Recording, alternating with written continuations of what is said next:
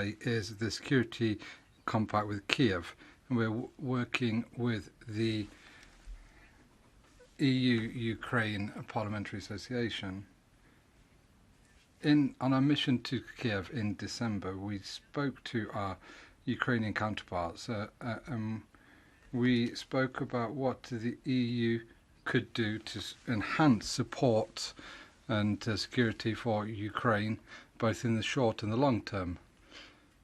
We debated your proposal about what we call the Kyiv Security Compact. When we came back, we need to continue this discussion, and on behalf of this committee, I'm very pleased to be able to welcome the co-authors of this document. Andrii, Yermak, head of the Office of the President of Ukraine, thank you for being available given the context. He'll be speaking from Kyiv. We also have Andrii Rasmussen, the former Secretary General of Nato, who will be with us in a few moments. So, ladies and gentlemen, a warm welcome to all of you. We condemn relentlessly the war of aggression against Ukraine, and we will ensure that the EU continues its commitment and support to Ukraine for financial, humanitarian and military equipment for Ukraine. We will support you for as long as it's necessary. This European Parliament has called Russia a state sponsor of terrorism. It's this House which has called for the supply of heavy weapons and tanks to Ukraine. Again, it's this House which has just voted for an amendment which calls on member states to support the principles of the Kyiv Security Compact as a provisional, immediate solution for security in Ukraine.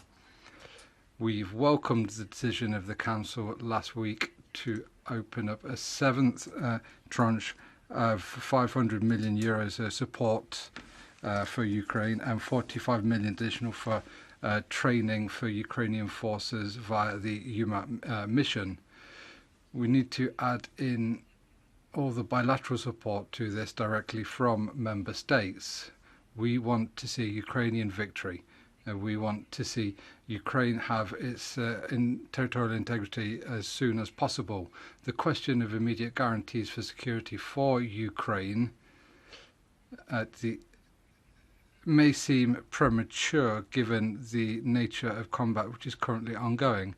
However, it is absolutely vital to look at this. We need to ask ourselves a question about the post-conflict period. How do we ensure security of Ukraine and the entire continent?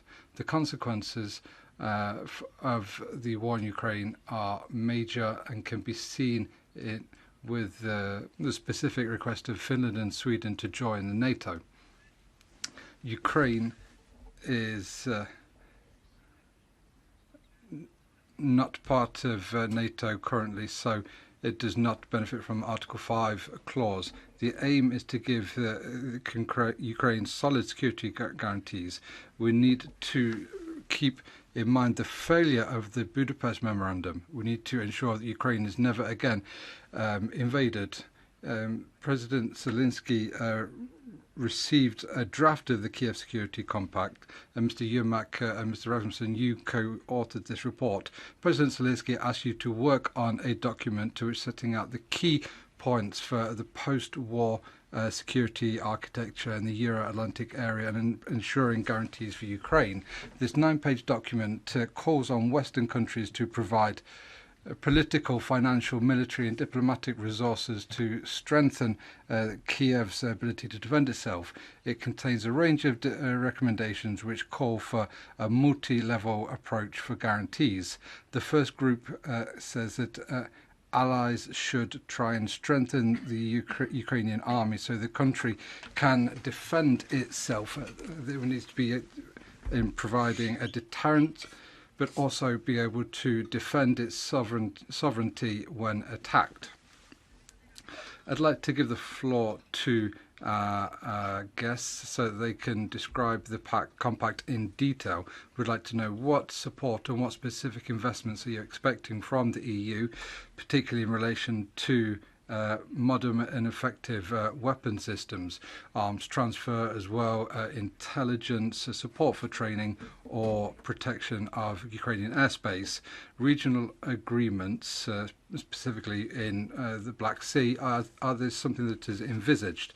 Could you tell us what reaction there has been to your document since it's been published, and what evolution may take place? I'd like to now give the floor to Yermak, the Vice President of the AFET Committee. Yermak, you have the floor. Thank you very much, Natalie. Dear colleagues, dear guests, let me also thank our guest speakers on behalf of the Committee on Foreign Affairs. It has been almost a year since the beginning of unjustified Russian war of aggression, and during this year Ukraine has been fighting not only for its sovereignty and territorial integrity, but also for its right to exist as a free nation and to choose a Euro-Atlantic path for its future development and security. If we want to honor Ukraine's brave choice, we need to start talking already now about the security guarantees Ukraine must obtain as soon as it will manage to win this war and re-establish peace on its territory. This is crucial in order to mobilize all necessary political, financial, military and diplomatic resources to guarantee that the horrible crimes we are witnessing every day will never happen again in the future. With that in mind, I strongly welcome the Kyiv Security Compact, which includes clearly identified security guarantees and a joint strategic partnership to be endorsed by guarantor allied states and Ukraine. As I had the opportunity to learn in Kyiv in December, the goal of this initiative is to enable Ukraine's self-defense to deter an armed attack or act of aggression, and, in case an attack occurs, to ensure that the sovereignty, territorial integrity and security of Ukraine under the UN Charter Article 51 are guaranteed. Needless to say, as a future EU member, Ukraine will also benefit from the EU's mutual defence clause under Article 42.7 of the Treaty on the European Union, and hopefully as a future NATO member, it will benefit from Article 5 of the Washington Treaty. However, I'm afraid that years will pass before Ukraine becomes a fully fledged EU and NATO member. Hence, we need to make sure that the country obtains reliable security guarantees until then. In addition, Ukraine is counting on our support on the 10-point peace formula proposed by President Volodymyr Zelensky during his address at the latest G20 summit. This is another very important initiative on which we need to focus our attention in the coming months. Our guest speakers today are the initiators of the Kyiv security format. Mr. Fogh Rasmussen, welcome. Thank you. And Mr. Andrii Yermak. Mr. Rasmussen was the Prime Minister of Denmark and the North Atlantic Treaty Organization's Secretary General. And Mr. Andrii Yermak is head of the Office of the President of Ukraine and a member of the National Security and Defense Council of Ukraine. So it is a great pleasure to welcome you here, and of course I look forward to hearing the latest about the progress you are making on the Kyiv Security Compact and how the European Parliament, Foreign Affairs Committee, Security Defence Subcommittee in particular could assist you in this. So thank you very much. I stop here my starting monologue, and I guess we proceed now with our first guest speaker. Et je passe tout de suite la parole. I'd like to give the floor to Mr. Yermak, please. You have the floor.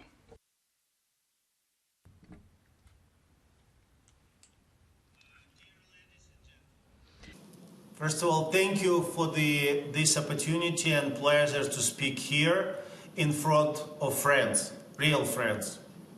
I'm glad to see those of you who have visited us, and I would appreciate the others following with suit.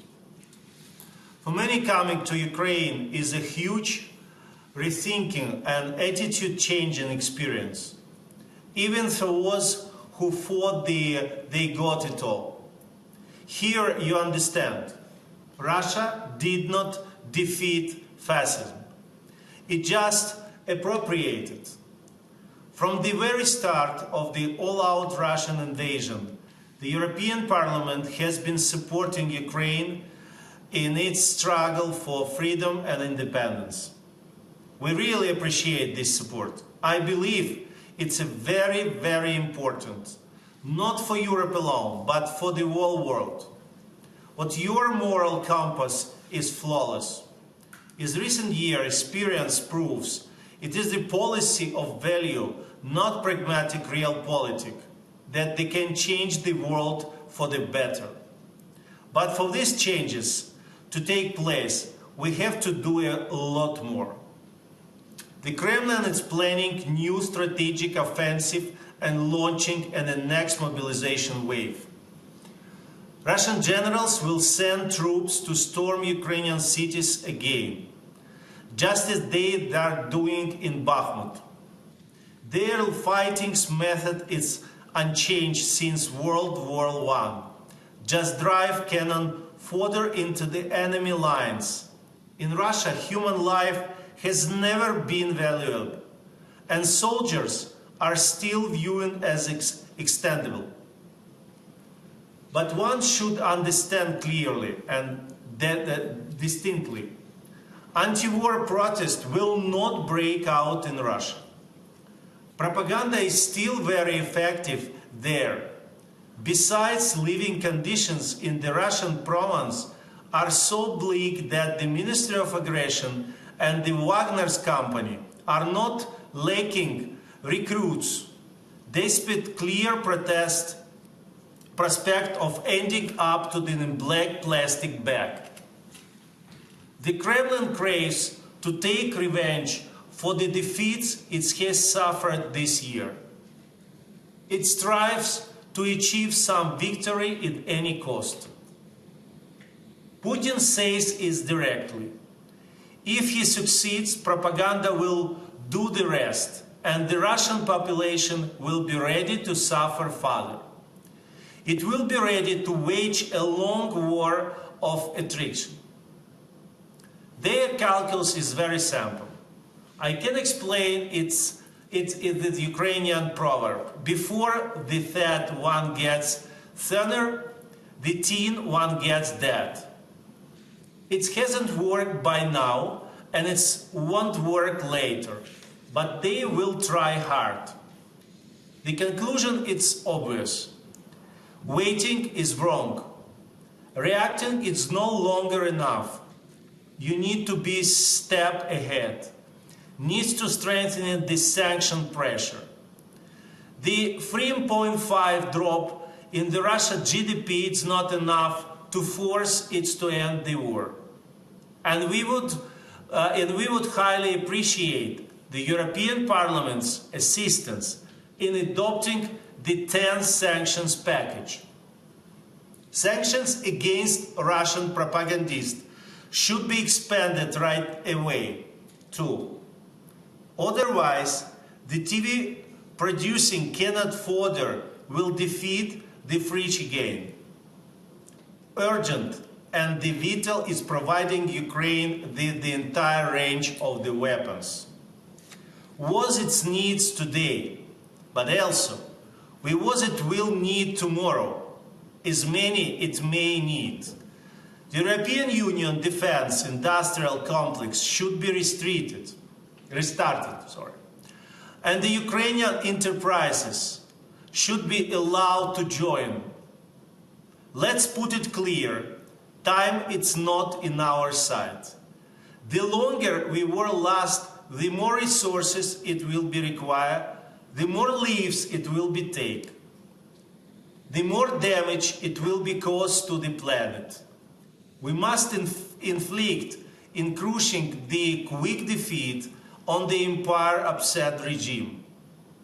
Ukraine must fully restore its integrity and sovereignty within internationally recognized borders. For us, it's a precondition for just peace.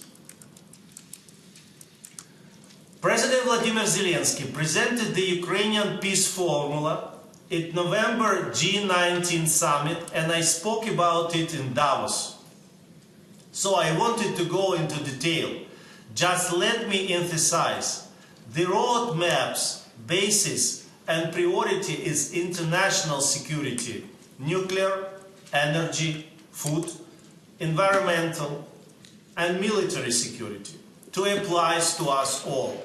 Russian aggressions against Ukraine started 9 years ago. Its full-scale phase has been lingering for the full nine months. This is the largest war in Europe in nearly 80 years, in terms of forces involved, but also in the terms of the number of war crimes committed. And despite the fact that their victims are Ukrainians, the crimes are aimed at the will of humanity. Russia challenges the rules-based world order. Russians believe that Ukraine, they are fighting an entire West. We have thousands of testimonies of prisoners of war confirming it. And since they believe it, Russian aggression against Ukraine is really aggressions against the will of the Europe. It is a war against the value that unite us. It is pointless to seek a dialogue with Moscow because it's not able to speak on the equal footing. Some governments still hope that betting on Russia or staying neutral will allow them to realize their state's interests. They are wrong. Russia can be grateful. Helping it just gives you a slim chances of being eaten last. But it's not for the sure. Russian aggression against Ukraine is evidence that existing general security architecture, which is built on the United Nations chapter, is enabled to guarantee the security of states. The international group, which I have the honor to co-chair with Mr. Rasmussen, has developed the draft of those for Ukraine. We call it the Kyiv Security Compact. My co-chairman, who I am pleased to welcome here, will talk about this initiative in detail. I'll just underline, Ukraine is no way consider the documents as substitute for the NATO membership. It's obvious that both today and in the foreseeable future, with best security guarantees are provided by Article 5 of the Washington Treaty. But we don't just opt to get under the collective security umbrella. Still not a member state, Ukraine contributes much to Euro-Atlantic security. It is high time to recognize Ukraine is eligible. Russians have been seeking to restore their empire, to recurrent Europe. For them, invasion of Ukraine, it's a milestone on the way to continental domination. We have paid the ultimate price to disrupt the Malchus plot. We are extremely obliged to our European and American allies and our partners around the world to their constant and available commitment to help Ukraine. Our vast and terribly painful fighting experience and your aid combined have ensured the drastic increase in Ukraine forces' combat readiness. As President Vladimir Zelensky said, Ukraine has already proven capability with the alliance standards. We are real for us on the battlefield and in all aspects of our interactions. Supporting Ukraine now, it's an investment in your current security. But granting Ukraine NATO membership is investments in your future security. We understand that reaching unanimous agreements is time-consuming. However, time is dwindling resources. for all of us. Ukraine welcomes Sweden and Finland joining NATO. And we very regret that this process is being delayed. Security issue should be undeniable priority in today's world. Meanwhile, the Ramstein platform is providing that NATO, together with its outside the security partners, capable of acting fast. It's able to make quick, life-changing decisions. The alliance, as a multi-sided security mechanism of transforming right before our eyes. But without Ukraine, this transformation will not be completed. I think it's obvious to everyone present here, and I hope that you will be Ukraine lobbyists and advocates in this respect, just as you have been until now and many others. Thank you very much for your listening. Slava Ukraini! Merci beaucoup. Thank you very much, Mr. Yermak. I'd now like to give the floor to Anders Fogh Rasmussen. Good afternoon, and thank you very much for the invitation to address you today on the Kyiv Security Compact. And I'm delighted that its co-author, Andrii Yermak, who we have just heard, is also able to join us. And it's a pleasure to be back in the European Parliament. The European Parliament has been a steadfast supporter of Ukraine over the past year. President Metsola was the first leader of a European institution to visit Ukraine after the invasion. And your committees have consistently called for Europe to do more, both to help the Ukrainian people in these dark moments and help their armed forces win this war. I know that many of you in this room were in Kyiv last December, and that you discussed the Kyiv Security Compact while you were there.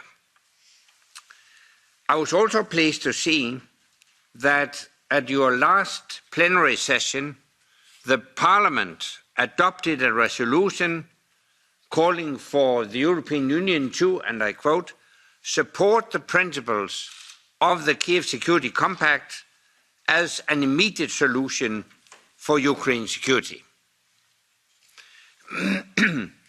I've been informed that you have a new plenary discussion on Thursday before the EU-Ukraine summit. I'm also informed that a resolution will be tabled. I hope that in this final resolution, after you had a chance to look at it, that there will be formulations in this resolution supporting the Kyiv Security Compact. Your continued support in this House and in your own member states will be essential for a just peace to prevail in Ukraine. Our meeting today comes at a pivotal moment. The situation in Ukraine remains extremely precarious. Russia continues launching waves of missile and drone attacks, targeting Ukrainian cities and Ukrainian infrastructure. The aim is simple, to break down their morale and to break the strong links between the civilians and the military. But despite these hardships, the Ukrainian population remain more determined than ever to resist. Within the European Union, we also see a moment of resolve and unity. Putin believed an energy crisis in Europe would divide us and lessen our support for Ukraine. It did not. He also thought his nuclear rhetoric and ever-changing red lines would keep us from aiding Ukraine. It did not. National leaders are stepping up and giving Ukrainian forces what they need on the battlefield. I've been open in my criticisms when I felt some European leaders were punching below their weight. But I'm also the first to recognize when leaders make the right calls. This is what they did at the last meeting in Ramstein and in deciding to supply tanks. Germany sending main battle tanks to Ukraine. Who would have thought? Denmark giving away all its Caesar artillery pieces to Ukraine. Spain talking about delivering between 20 to 50 Leopards. These are truly historic decisions. Finally, Europe is showing up on the scale needed. However, this is not a moment to pat ourselves on the back. This war is far from over. After having failed to divide and intimidate us, Putin is hoping to outlast us. Russia responded to Ramstein by intensifying attacks on Ukrainian cities. So rather than anticipating a spring offensive, we should prepare for an imminent one. Putin and his commanders know that the battlefield window is closing. They will try to exert the maximum destructive pressure now. They also think they can outproduce us. Ironically, the best way to ensure this war ends quickly is for Ukraine's allies to prepare for a long conflict. It is to deliver more and heavier weapons to Ukraine. That is the best way to bring peace. We cannot allow Putin to win this war. If he gets success in Ukraine, he will continue. And a Putin success in Ukraine would send an extremely dangerous signal to autocrats all over the world.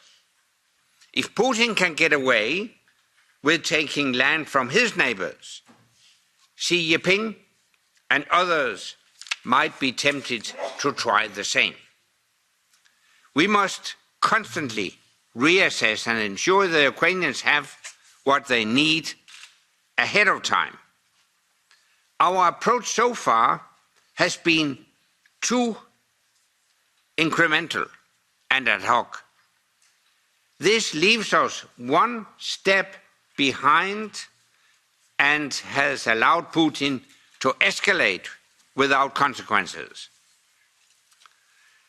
You cannot win a war by an incremental approach. You have to surprise and overwhelm your enemy.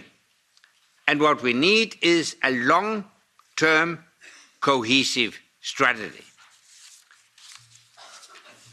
And on this last point, I would focus, because that is ultimately what the Kyiv Security Compact seeks to do.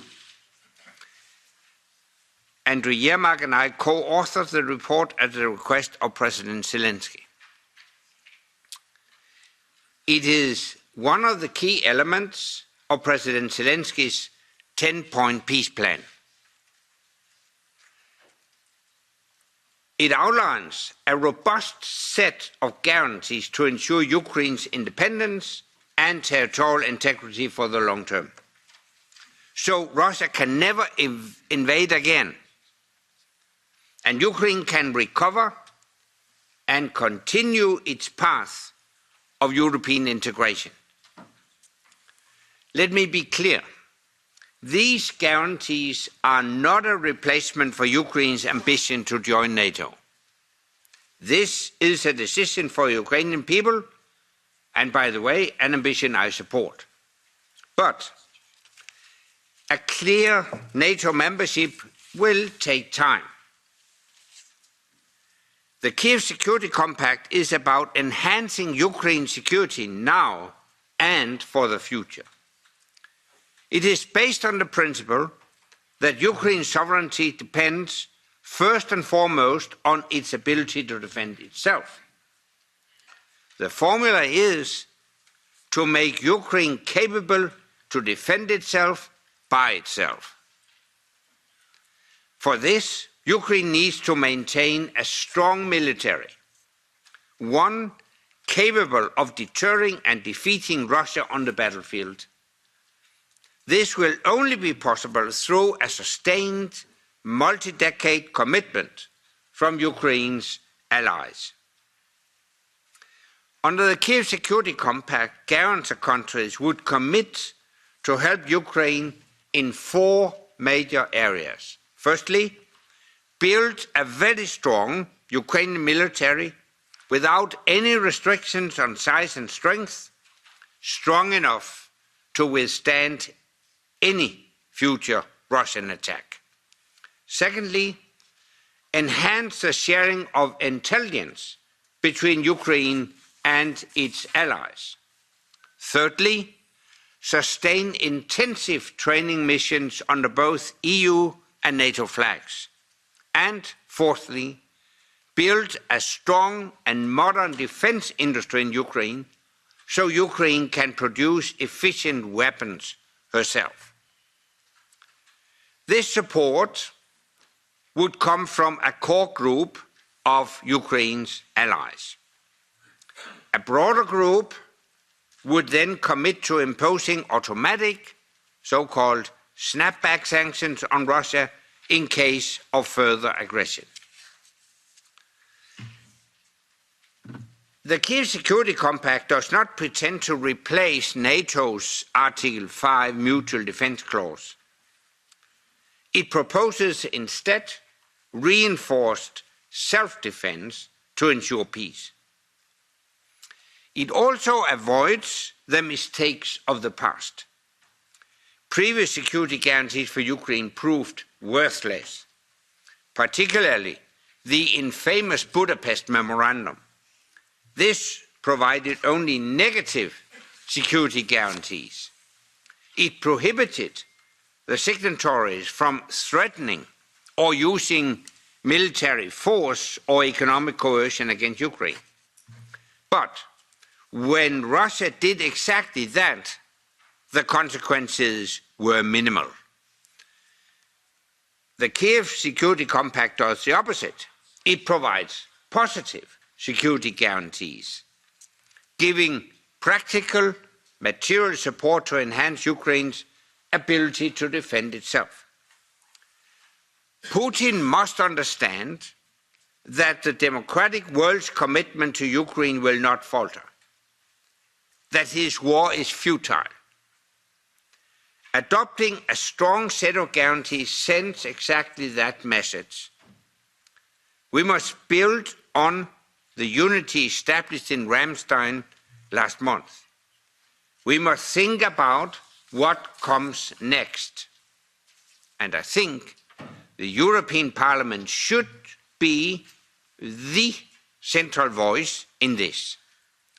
Your continued support will be vital to make the Kyiv Security Compact a reality, to provide a framework under which Ukraine can recover, rebuild, and continue the path to EU membership, so that anyone who addresses this room in years to come will also be addressing Ukrainian members.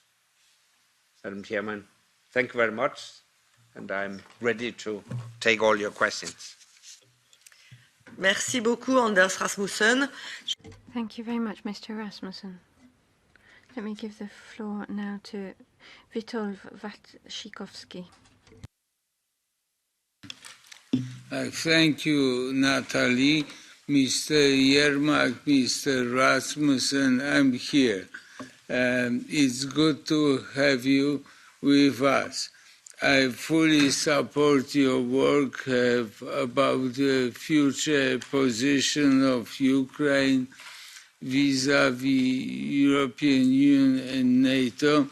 I understand that Kyiv Compact is supposed to lead to the full-fledged membership of Ukraine to NATO, not to the provisional and substitutional solution.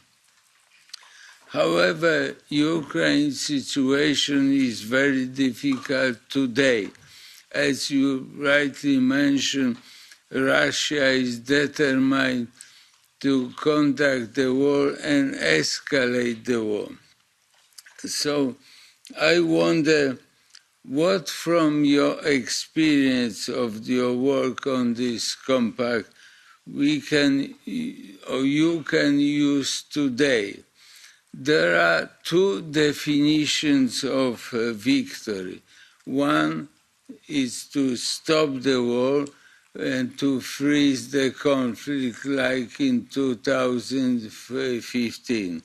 The second, and I understand you support the second, is to win the war and beat the Russians. These two definitions lead to the two different solutions to deliver a weapon and help Ukraine. Deliver on the defensive weapon or deliver offensive weapon. So how this split affect your work? You don't work in a vacuum, of course. You have to respect the opinion of other leading countries participating in this exercise. So what is the reaction of other leading countries? What is support for your vision? And what are the chances to implement some of your objectives right now as soon as possible? Thank you. Merci. Je passe. Thank you very much. I'm now going to give the floor to the permanent rapporteur from AFET. Mr. Rasmussen, and welcome Mr. Yermak in Kiev.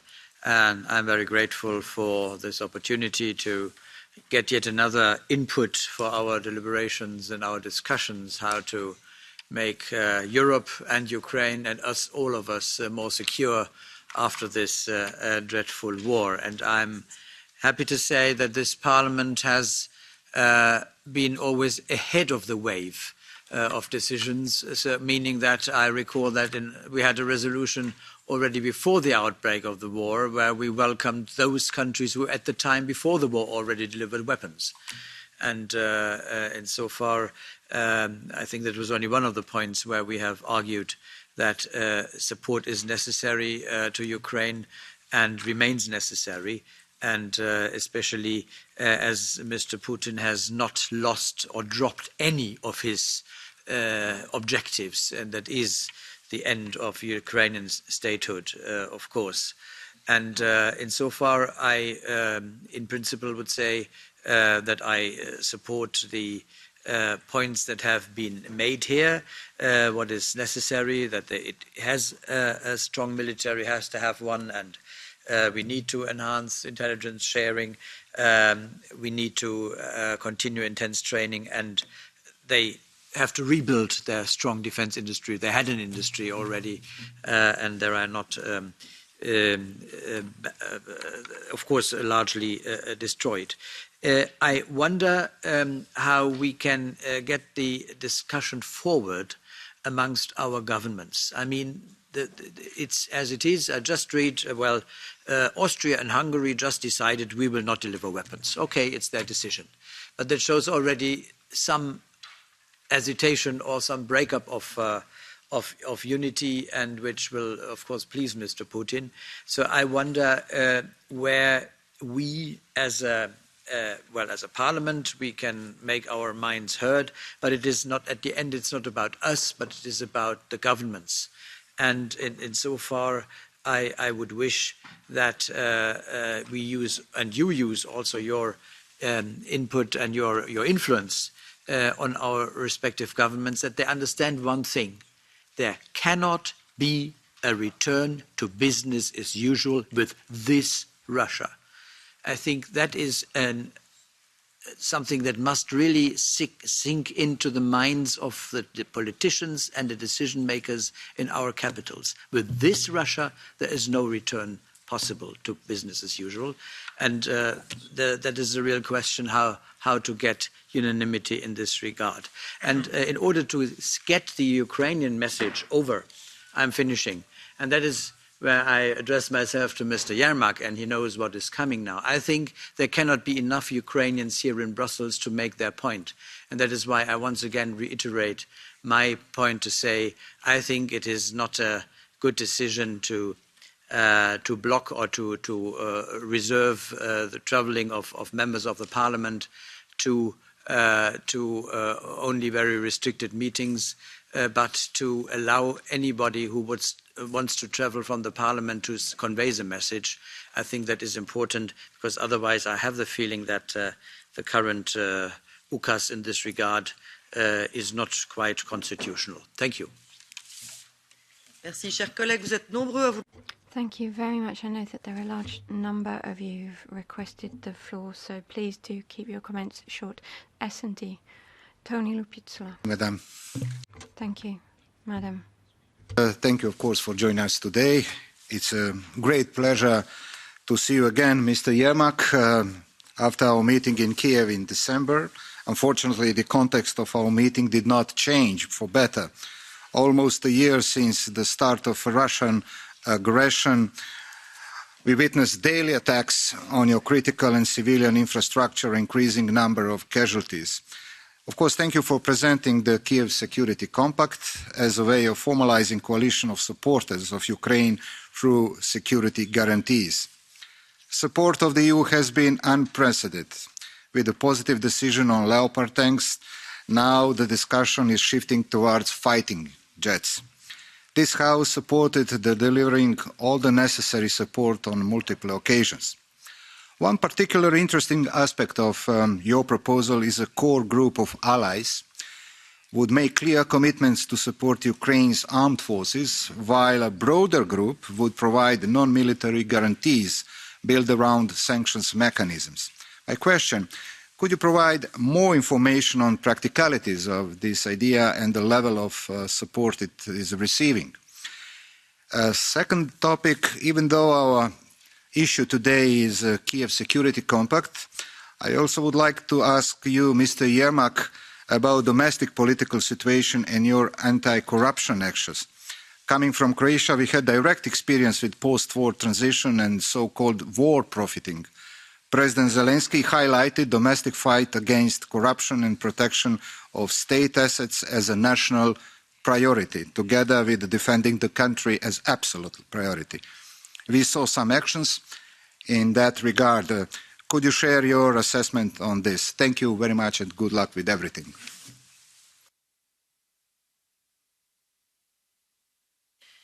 Merci pour... Thank you. Renew. Petros Askaricius. Chair, let me to thank both Mr. Yermak and Mr. Rasmussen for their very great work. I mean, they did in making this document. Congratulations. It's a great, concise and clear guidelines explaining very well to those who are interested and follow this situation. And let me to quote one line from your document. Given its unique geopolitical position, the most effective security guarantees lie in Ukraine's capacity to defend itself. I think this is a very central message. I mean, we can get through it because, Ukraine is not a part of NATO. Ukraine has no collective security guarantees, although we should think about this in one way or another. So that's why, to my mind, you rightly mentioned before, two things matter the most. It's time and team. Time to provide as much as possible, because any delay to supply Ukraine with needed weaponry and ammunition is more lives lost on the battlefield and among civilians. And team, building up partnerships and mobilizing all willing civilized countries which are in position to support Ukraine with what is needed now. But let me, Mr. Rasmussen, to ask you, since guarantees are needed now, not in future, not only through the defense capacity being strengthened by all means, but maybe thinking about something else, extending our, let's say, political thinking towards new partnerships. And my question is whether there is any possibility to have, for example, NATO Europe having more partnership agreements with those countries which are willing and able to cooperate. And it's not just about probably Ukraine, but I'm looking at Sweden, for example, as one example as well. If Turkey is to block accession of this country, absolutely illegitimately, to my mind. But maybe we need some kind of passarella principle-based partnership with those countries to support their security guarantees. Thank you. Merci pour les... Thank you for the Greens. Reinhard. Thank you. Thank you, Chair. Thanks also to our two guests and presenters. The basic starting point, as I understand, of the Kyiv Security Compact lies in the analysis that negative guarantees have not worked and would not work in the future. And I agree with that assessment.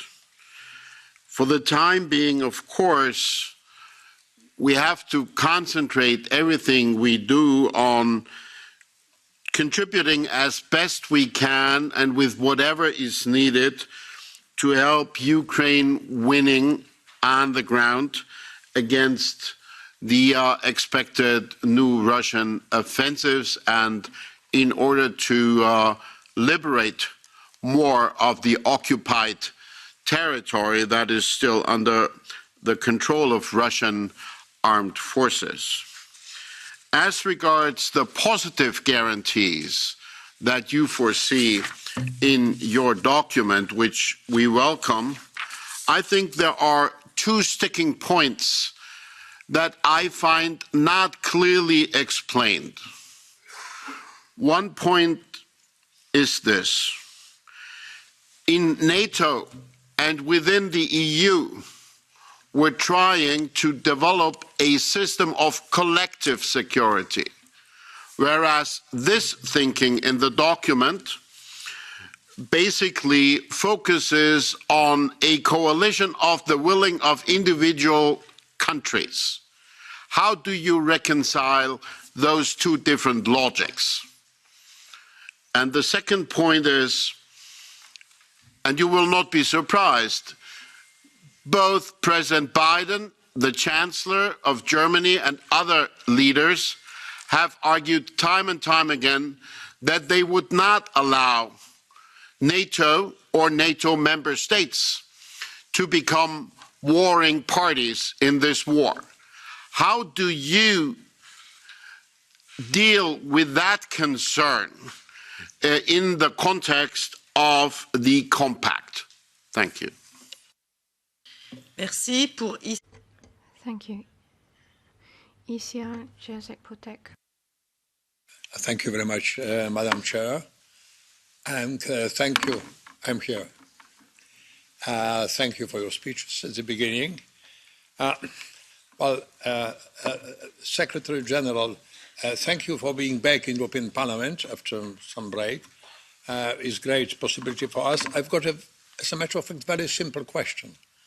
I think on behalf of our citizens, ordinary citizens, because we can say that our European unity in helping Ukraine is a great success. On the other hand, I hear more and more the question, why does NATO, but also individual member states, members, delay with its military support to Ukraine. How to explain it to ordinary citizens? We can understand as politicians that for many reasons, of course, it is possible to understand. But it will be more and more important question because we know what is going on in Ukraine. And for our citizens, it's not easy to understand.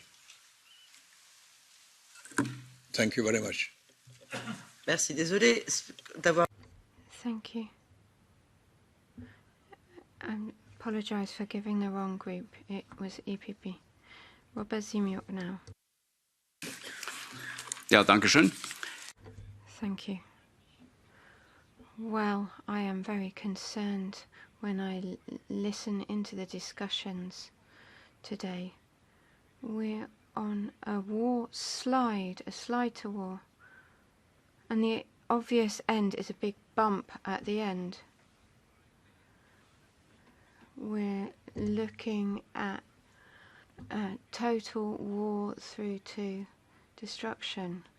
And it seems that no one is considering anything else.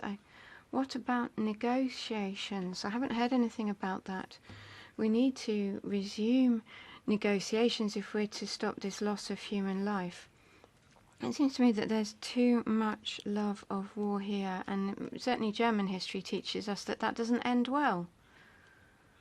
So I think that we should at least discuss the option of negotiating before proceeding, because the way that we're proceeding, we're not even at 1 year of this war, but we're looking at 5,000 steel helmets that were originally delivered by Germany, and now we're looking at the deliveries of Leopard tanks.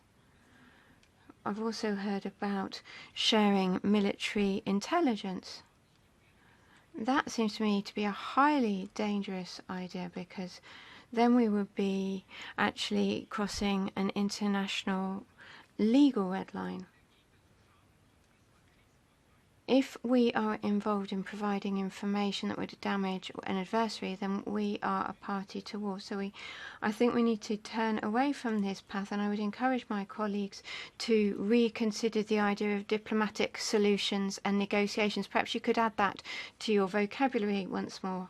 Secondly, I'd like to know whether NATO, which intends to adopt this softer solution, are you still intending to avoid further spillages of blood? If I think about Angela Merkel's policy on refugees, there seems to have been a real shift here. Then there's the question of corruption. Europol is saying that we're talking about small weaponry through to rocket launchers which are being sold on the black market. Do we have any kind of handle on what is happening to the weaponry that we are delivering? And then, tying in with that corruption question, I'm wondering about what happens with all of the money that we are sending to Ukraine. We're shoveling it across to Ukraine. Is it just disappearing into individuals' pockets? I'm not saying this just as a rhetorical question, because even President Zelensky has had to admit that there is a real problem with widespread corruption, and I think we need to pay more attention to that. So those were two questions essentially, and I'd really like to hear your answers. Thank you. Let's go round with a second set of questions. Let me just remind you that protecting a country which has been attacked does not qualify as an act of war. Providing supplies does not constitute an act of war. It is only Russian propaganda that would make that claim. Andrius Kobilius for the EPP. Well, thanks very much to both speakers. Really great job. And definitely, Ukraine is doing, incredible job in defending not only itself but also all of us. And if to go back into the history, it's obvious that NATO back in 1949 was created to deter and to defend, Europe against authoritarian Russia or Soviet Union expansion and invasion. And now Ukraine is doing that job. NATO was created for collective security. Ukraine is doing it alone with its self-defense capabilities, which you, with Security Compact, are looking how to increase. But it looks like, that those very good ideas which you put into Security Compact are, designed because still we are not able to speak about real membership of Ukraine in NATO, which from my point of view would be big benefit also for NATO and for Ukraine itself. And I understand that last year it was looking like, a little bit not believable that we can start to speak about Ukraine membership in NATO. I think that this year could be different, because there are only two reasons, from my point of view, and Mr. Rasmussen perhaps knows much more about NATO, but at least from my point of view, there are two reasons why we are hesitating, when we are talking about Ukrainian membership in NATO. One is that, still some people are afraid to provoke Putin reaction. I can argue that exactly opposite. Ukrainian membership in NATO would strengthen the possibility of Russia to become a democracy, because that would, kill, the dream to restore empire among Russian people. Second, of course, the reason is that, maybe member states do not want immediately to jump into the war. But that is the question of how to invite Ukraine to become a member of NATO. It's not that Ukraine should become a member of NATO immediately today. But that is what is the real solution. So my question is, are we going to real solutions at some time? Thank you. And now for the S&D, Sven Mixer, please. Thank you very much to both of the speakers. We have been saying time and again that we will support Ukraine for as long as it takes, and obviously there's a logical connection. How long it will take will directly depend on how much and how quickly we give.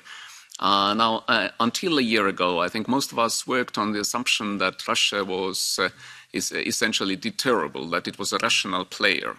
Now the aggression launched by Putin and the way he has been conducting the aggression, I think, seem to suggest that he is not entirely rational, or at least that he is ready to take much more pain and far bigger losses than we previously thought in order to achieve his imperial ambitions. And that means that deterring Russia will incur much higher price than perhaps we thought previously before this aggression. You suggested in the compact that we would need to help Ukraine build up defenses that would be capable of deterring Russia. And so far we have been dragging our feet about delivering a few dozens of battle tanks and a few fighter planes. So would you perhaps like to suggest as to what and in what quantities we need to give to Ukraine in order for it to be able to actually deter Putin's Russia? And I personally tend to agree with Andrius Kubilius in that perhaps helping Ukraine to get into NATO and under the collective security umbrella would be, an intellectually more compelling way of providing long-term security to the country and also to other countries, because building up Ukraine's defenses would not necessarily help to provide security for countries like Moldova and others, the Caucasus countries, who are also living under the threat of an expansionist, revanchist, imperialist Russia. Merci pour Renew Europe. Thank you. Now for Renew Europe, Hart.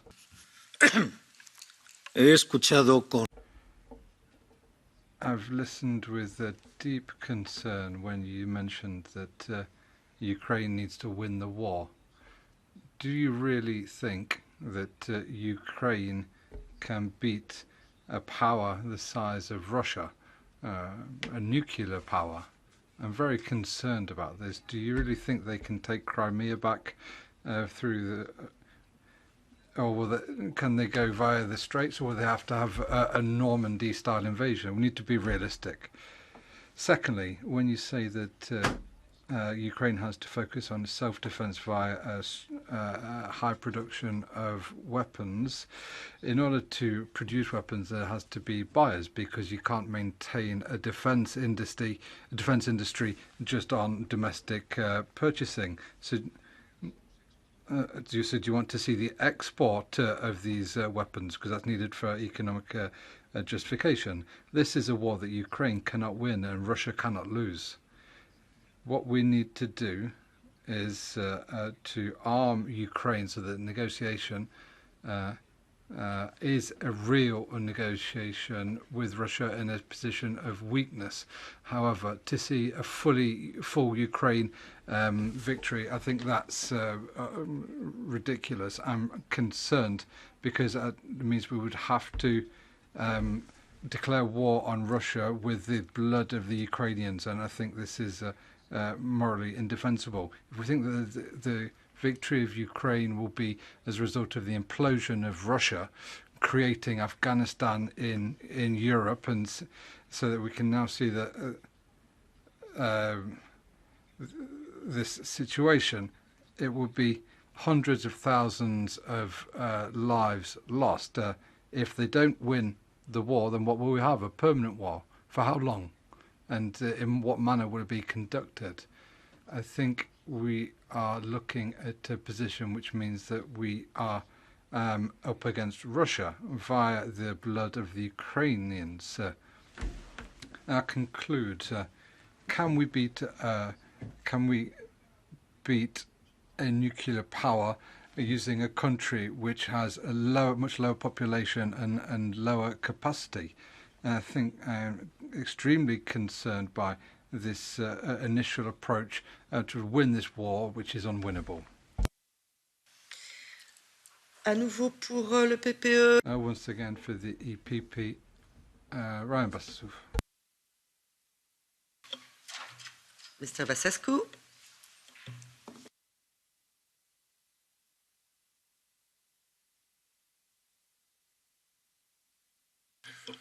Well, thank you, Madam President, Secretary General. I will repeat what I said by a few months. What time we hesitate to supply Ukraine with the necessary military weapons, military equipments, being able to attack the logistic bases, the aviation bases, and the Russian ships from the Black Sea, all situated on the Russian territory, Ukraine don't have any chance. In fact, the Russians are destroying daily the Ukrainian infrastructure, and in another hand, the Ukrainians are not supplied with the necessary weapons to attack the logistic bases which are on the Russian territory, aviation bases which are on the Russian territories, and the ships which are on the Black Sea. In fact, we have to be clear that without of such measures, with such deliveries, Ukraine don't have any chance. This is my message. We have to be more courageous, because on the end of the day, the Russians are attacking Ukraine from the Russian territory, not from the Ukrainian territory.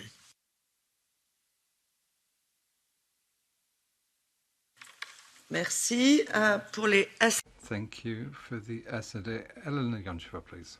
Je vous remercie, Madame Loiseau, pour me donner la parole. Thank you, Ms. Loiseau, for giving me the floor. I don't know if Mr. Yermak is still online. Can he answer a question? Yes. Question is for you. According to the German newspaper Die Welt, Bulgaria provided a third of Ukrainians' arms needed during the last year, and the Ukrainian government confirmed this news. The Bulgarians learned about this great role of our country with big emotions. And political newspaper based in Brussels even wrote, Bulgaria secretly saved Ukraine. So can you provide more information, Mr. Yermak, which part of the sent weapons was extremely important and helped to save Ukraine? And the second question is to Mr. Rasmussen. Mr. Yermak just said time is not on our side. So how far and quick do you expect NATO be even more engaged in the war in Ukraine if sending of the tanks do not turn the tide of the war, and as well the eventual sending of military plans? If so, is it necessary, will be necessary to, according to your opinion, to send military troops from NATO member countries? And from where do you expect such assistance first? Poland, Romania and Bulgaria could be among the first ones. And please, Mr. Rasmussen, be as frank as possible. And is Europe entering in a war with Russia, or we are already at war, as was said by the Foreign Minister of Germany?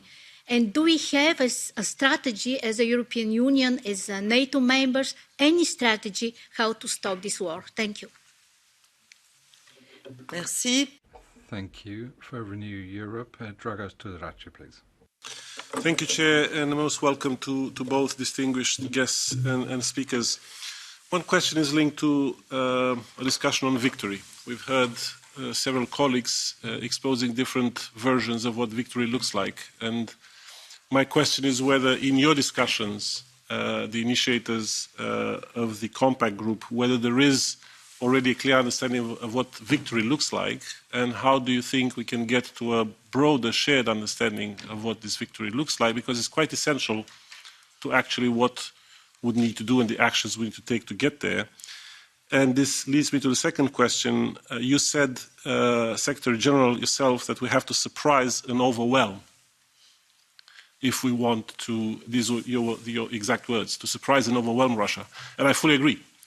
But do you think that what we are currently doing and supplying Ukraine with is capable to surprise and overwhelm Russia, or rather to just get by? Thank you.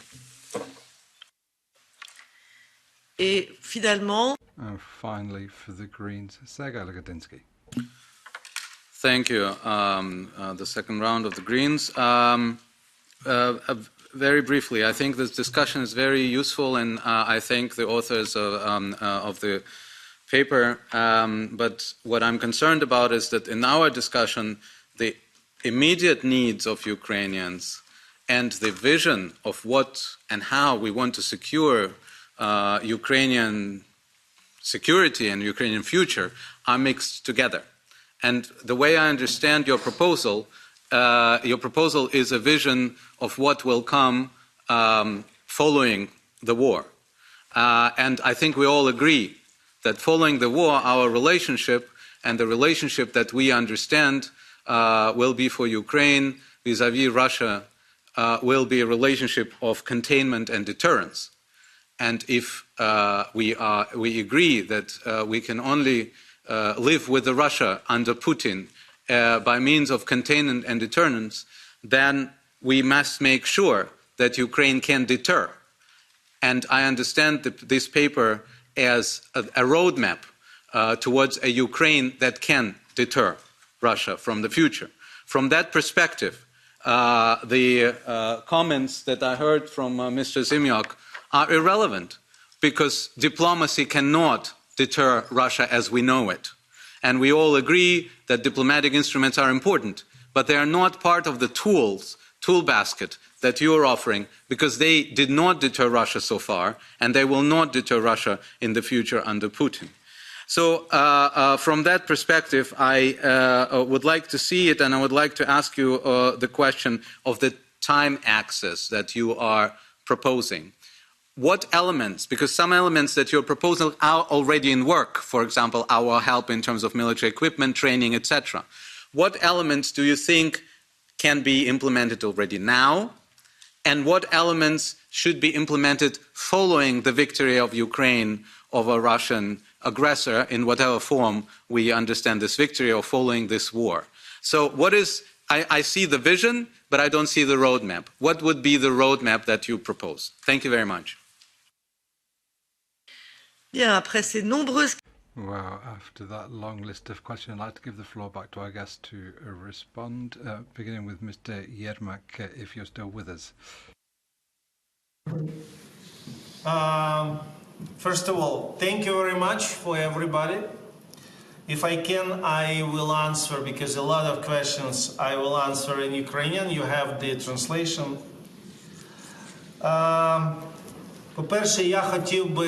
First of all, I would like to thank you all, especially those who said that at the background of the conversations, should we give or should not we give assistance? We have to forget about it. We have to be united. We have to help Ukraine to get a victory in this war. I am very thankful for you. These words are especially important for us nowadays.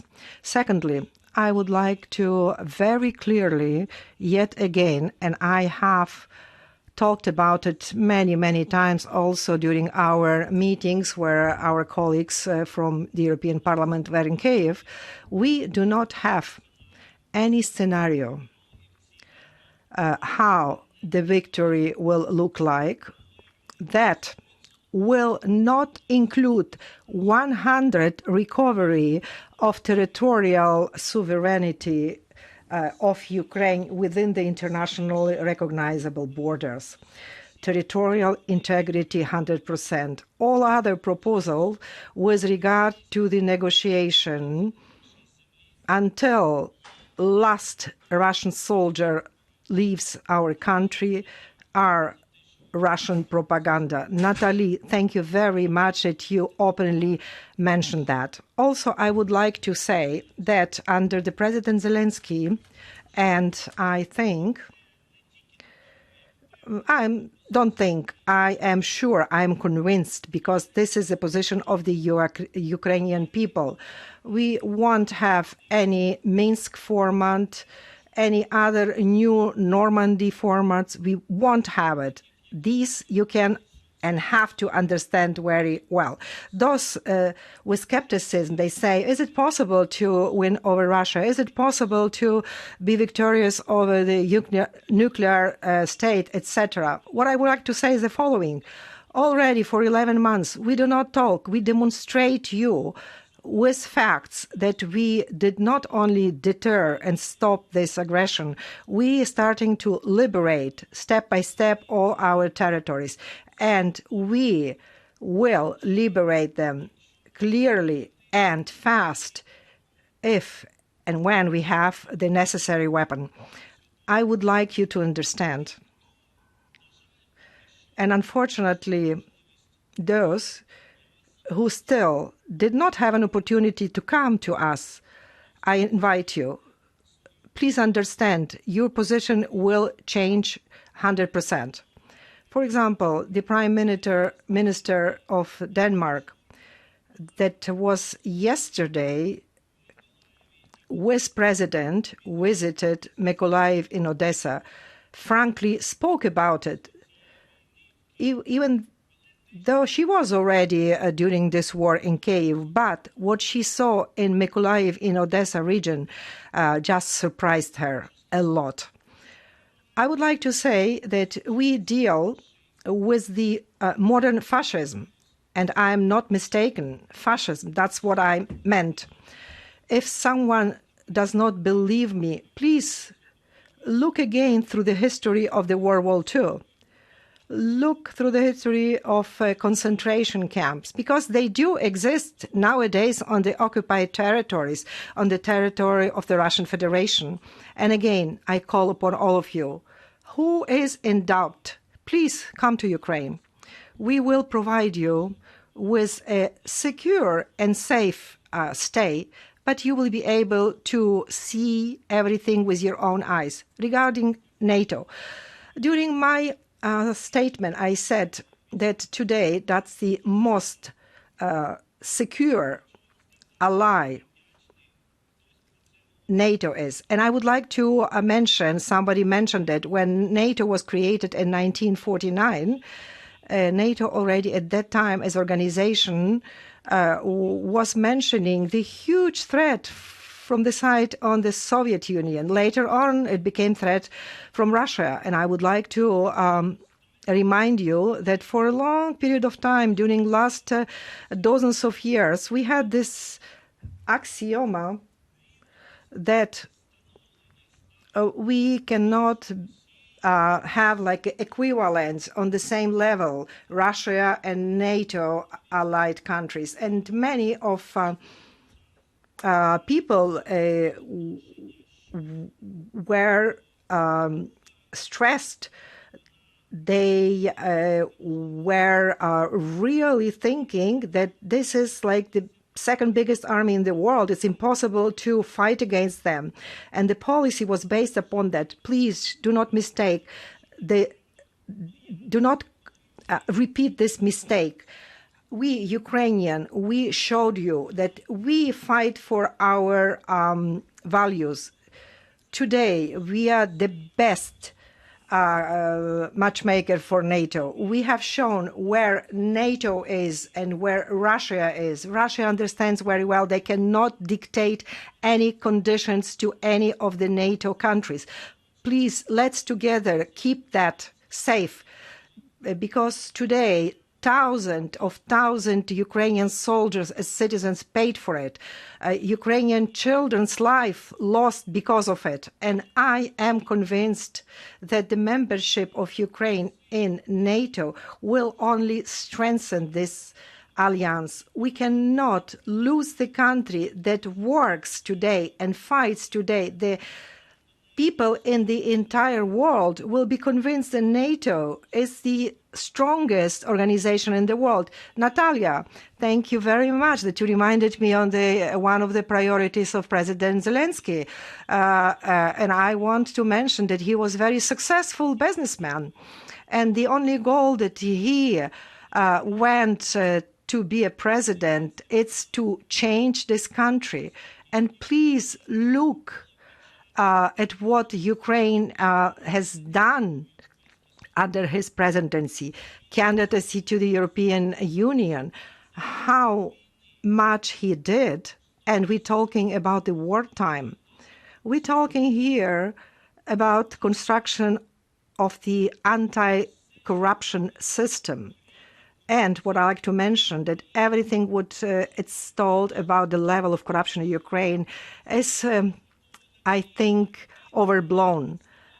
Because if we talk about the very corrupted country, as the Russian propaganda states a lot about it, such a corrupted country would not be able to fight and stand strong for almost 12 months. That's why, despite the skepticism, even some political parties that now call themselves European parties, the President Zelensky had the initiative to fight against oligarchs. And today, the realization of this law is one of the points that the European Commission told us to do. And we will realize it, believe us. And that currently you see that anti-corruption cases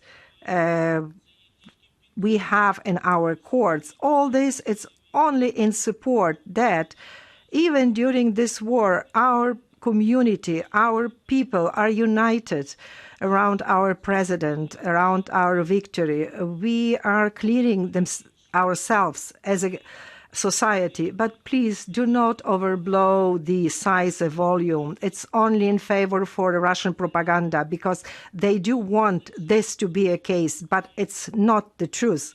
Everything what is happening today, and I can tell you even what kind of institutions are those.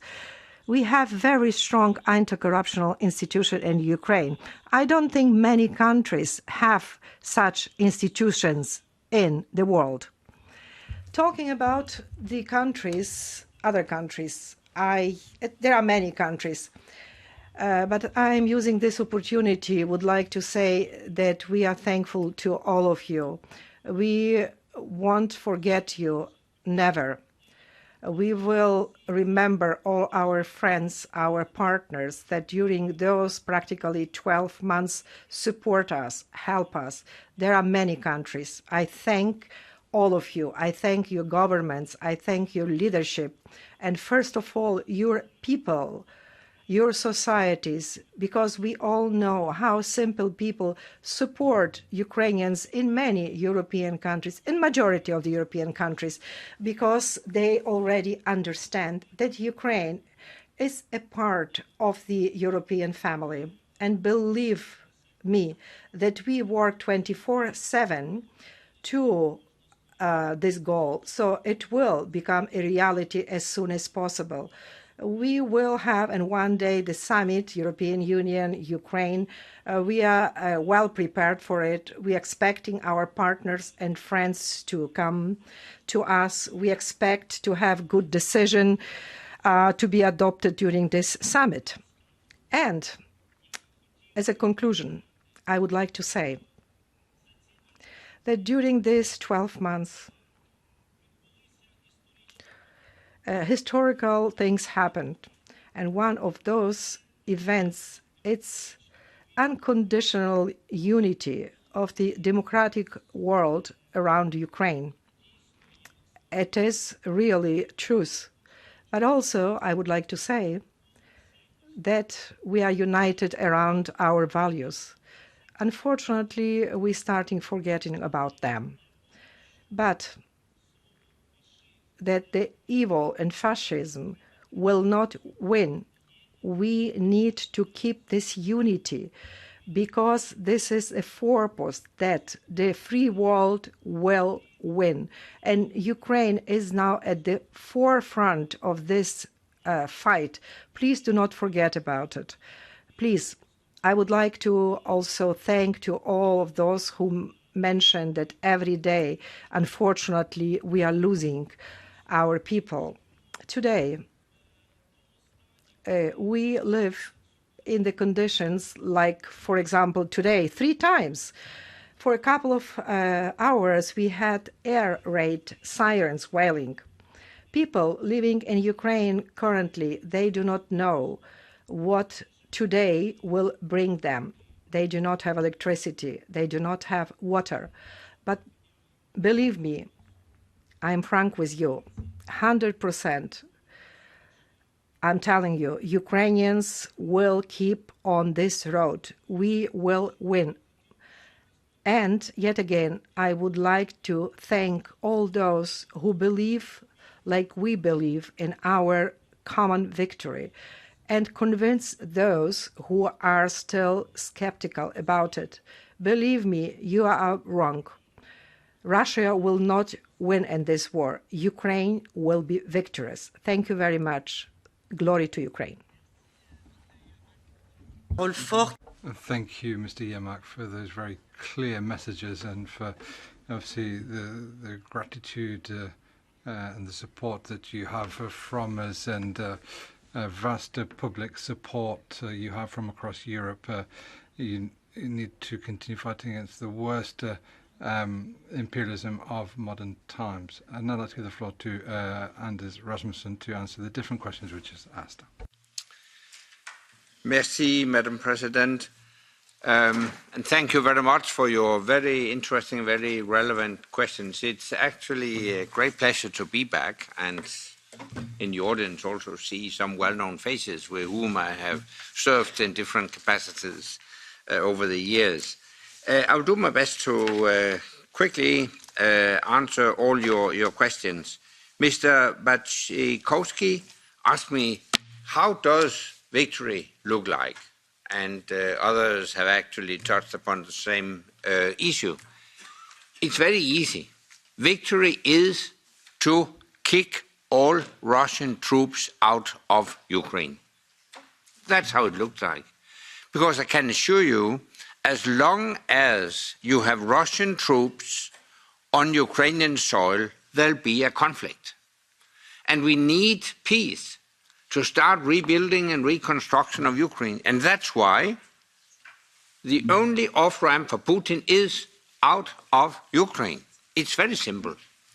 And to that end, we need to deliver to the Ukrainians everything they need to achieve that goal. You also asked me what has been the reaction to the Kyiv Security Compact. I traveled to Washington twice, before and after the midterm elections. I spoke with representatives of the administration as well as members of both parties in Congress. I left Washington a bit more optimistic than I arrived. The administration is in principle, in favor of what is in the Kyiv Security Compact, and both political parties are very supportive, apart from a small minority on the Democratic left and a small majority on the Republican right. But apart from that, there is a strong bipartisan support for the principles in the Kyiv Security Compact. So I left Washington encouraged, but still we haven't seen real progress. And this is the reason why my plea is for the European Parliament to issue a new strong declaration of support for the Kyiv Security Compact. And I think you have a chance already on Thursday. And it leads me to an answer to Mr. Gahler, who asked me how to speak with governments on this. I agree, that's important. How can we convince governments that the Kyiv Security Compact is an important element on the way forward? I can tell you what I have tried to argue. Firstly, the Kyiv Security Compact is necessary to issue the necessary security guarantees for Ukraine so that investors dare to actually put their money in the reconstruction and rebuilding of Ukraine. You need a long-term security guarantee to create an attractive investment environment. Secondly, we have a strong interest in building a strong and stable Eastern European partner like Ukraine as a bulwark against a still more aggressive Russia. And by that, we can create more stability and long-term peace on the European continent, which eventually will also leave more room for maneuver to address the real long-term global challenge, China and the Indo-Pacific. In addition to that, I have argued, I think the Kyiv Security Compact can also build the bridge within NATO to avoid a split at the upcoming summit in Vilnius, because no doubt there will be a discussion on Ukrainian membership of NATO. You have allies that are strongly in favor, you have allies that are skeptical, and you have allies that are 100% against, for the time being at least. But I think to avoid that split, we have the Kyiv Security Compact, which de facto is a codification of what we are already doing, but with a more long-term strategic perspective. That's the way I have tried to convince governments that it is in our self-interest to sign the Kyiv Security Compact. Mr. Pittula asked me about sanctions. How will that work? Well, it would be far too much to go into all the details, but I can tell you that Japan, Australia, South Korea are among countries that have showed strong interest in joining a sanctions regime. And I think it would be dangerous to abolish sanctions too early.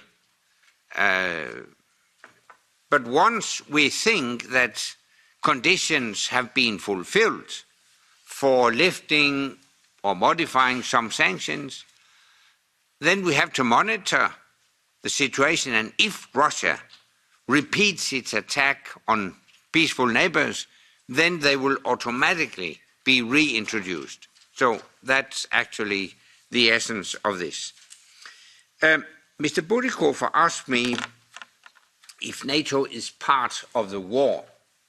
No, NATO is not part of the war. Will we consider individual NATO allies as part of the war? Yes, in a way, yes. We shouldn't hide that, because according to Article 51 in the UN Charter, every country that is attacked has the right to defend itself, of course, but it also has the right to request assistance from allies to help it counter that attack. And that's exactly what the Ukrainian government has done. So we shouldn't be surprised that we more or less are parts of this war to defend Ukraine, and it is in full accordance with international law. Mr. Butek, I don't understand why we have delayed the delivery of weapons. The fact is that those delays are exploited by Putin. While we're debating and discussing his accelerating without any consequences, he started attacking civilian infrastructure in Ukraine back in October, and we didn't do anything. So, like you, I don't understand it, but I appreciate that finally the right decision was taken in Ramstein and a couple of days later by the German government. Mr. Simniuk argued, we need negotiations to end the war.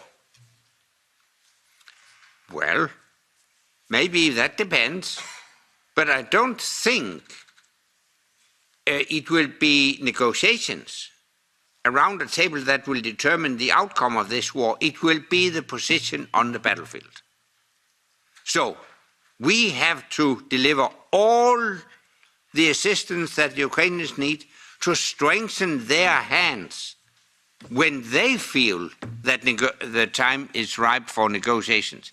It's not for us to push the Ukrainians to engage in premature peace negotiations. There is one easy way to stop this war.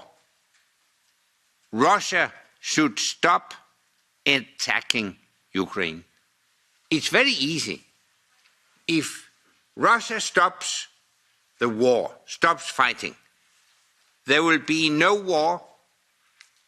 If the Ukrainians stop fighting, there'll be no Ukraine. It is as easy as that. And that's, of course, why it's a key component of President Zelensky's 10-point peace plan, that the Russian troops should leave Ukraine before you can even start negotiations. Mr. Kubilius asked me about NATO membership for Ukraine. Why hasn't it happened already? Are we afraid of provoking Putin? We could decide now without it entering into force immediately, but maybe later. But actually, we have used that formula. Back in 2008 in Bucharest, we decided that Ukraine will become member of NATO. Without any date, but it will happen one day in the future. And that decision still stands. But of course, it is a bit complicated. If we were imagining giving Ukraine membership of NATO now, they would be covered by Article 5, which means that the US and other big allies would be obliged to help Ukraine against Russian attacks. That would really engage NATO directly in a war with Russia. And this is the reason why even I, who is strongly in favor of Ukrainian membership of NATO, think that it would be better to introduce the Kyiv Security Compact and really pledge to give Ukraine firm security guarantees as a first step, which could pave the way for a future membership of NATO. Because the Kyiv Security Compact would really be a bulwark against future Russian attacks, because you can be sure Russia, as we know Russia today at least, will continue its aggressive behavior. So we need that bulwark, and that's why we need security guarantees anyway. And on top of that, down the road, Ukraine can become a member of NATO. Mr. Mixer asked me, what would it take to deter Russia? That's also very easy. All the weapons that Ukraine needs. Everything. And that's why I think it has been a weakness through this war that leaders within NATO and other allies, partners, have been too eager to tell the world and tell Putin what they exclude to do. So by that they have given Putin too much room of maneuver, in my opinion. I wouldn't exclude anything in advance. There might be things we would never do, but why tell Putin? The most efficient deterrence is to keep your adversary uncertain of how you will react, when you will react. Even troops on the ground and even nuclear weapons? Sorry to interrupt.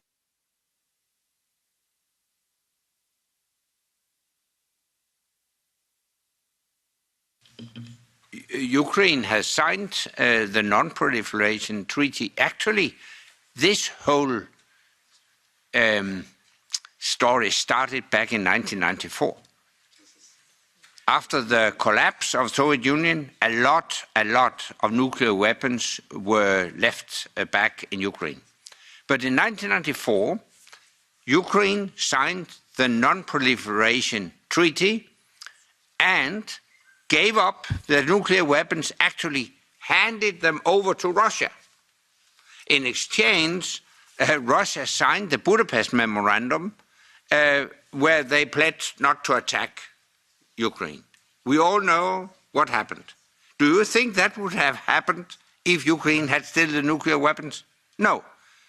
Ukraine doesn't have a nuclear weapon, and Ukraine doesn't want the nuclear weapons. So we can exclude that option. I take that for a given. But apart from that, I don't think we should exclude anything. Okay, but because let's realize, appeasement with dictators does not lead to peace. On the contrary, it leads to war and conflict, because the dictator's appetite is endless. Now, Mr. Hart find it ridiculous to think that the Ukrainians can actually win the war because the Ukrainians are up against a nuclear power. Again, I would say, never ever give in to nuclear blackmail. Those who give in to nuclear blackmail are condemned to live in slavery under the stick and pleasure of the nuclear master.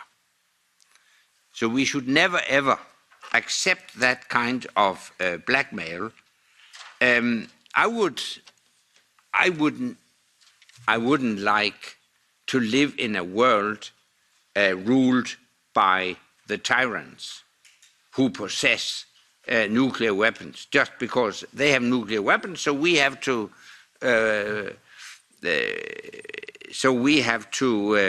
abide by their dictates. Never ever. That's why I always say, peace is precious, but freedom is priceless. We should always remember that. And you cautioned against a permanent war. I can assure you, if we give in to Putin, we will have a permanent war in Europe, because Putin will not stop. If he gets success in Ukraine, he will continue. First Moldova, then Georgia, and eventually the Baltic states, in particular Lithuania, because he wants to create a transit, a Russian transit to Kaliningrad through Lithuania. That's how I see it. Mr. Basescu, no. We don't supply Ukraine with the necessary weapons. And you're right. Russia is attacking Ukraine from Russian territory. So obviously we should provide the Ukrainians with long-range missiles. Obviously, I fully agree. Yeah, I think, Madam Yoncheva, I have already answered your questions about NATO engagement. NATO as such is not engaged, but NATO allies are, of course. And I don't think you will see NATO troops deployed on Ukrainian soil. And anyway, it is in accordance with international law that individual NATO members help Ukraine. So it's possible. It's possible. You think it's possible? It could Don't you think it would be better to ask for the floor because we are running out of time? Yeah. So thank you. Yeah. No, I don't. To be brief, no, I don't think you'll see that. Mr. Lagutinsky, yes, you requested a roadmap. I think we are already doing sharing of intelligence. We are already doing training not on Ukrainian soil, but in NATO member states. So that's already done. I think for later, to help Ukraine build a strong defense industry, that will take place at a later stage. The first point, to build a strong military, that's in a way part of our weapon deliveries now. So you might argue that's already happening. So to a strong degree, the Kyiv Security Compact is codifying what is already going on. And let me stress, I think it's important to sign the Kyiv Security Compact now and not make it dependent on an end to the conflict, because that would de facto give Putin yet another argument to continue the conflict, to avoid the entering into force of the Kyiv Security Compact. That's why we should sign it sooner rather than later. So let me just finish this by saying that now we will have to act while we are debating and discussing. Life is lost in Ukraine.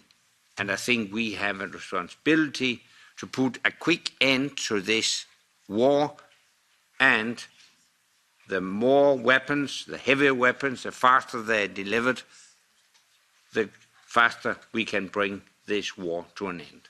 Thank you.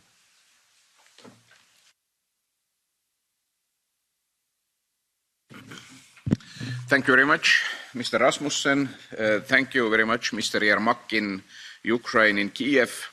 And of course, Ukraine must win and restore full control over her territory. And of course, Europe has to do everything to support Ukrainian people. And Of course, first of all, security and full security for Ukraine is absolute must, and that's why also Kyiv Security Compact to be implemented is a very urgent issue.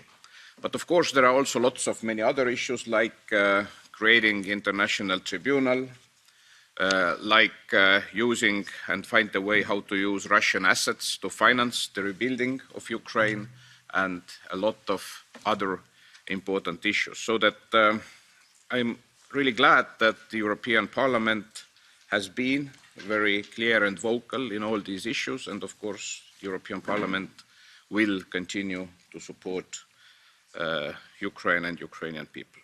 Once again, Mr. Rasmussen, Mr. Yermak, dear colleagues, thank you, and we have to stick together and keep supporting Ukrainian people till the very positive end of this tragic aggression. Thank you. Thank you.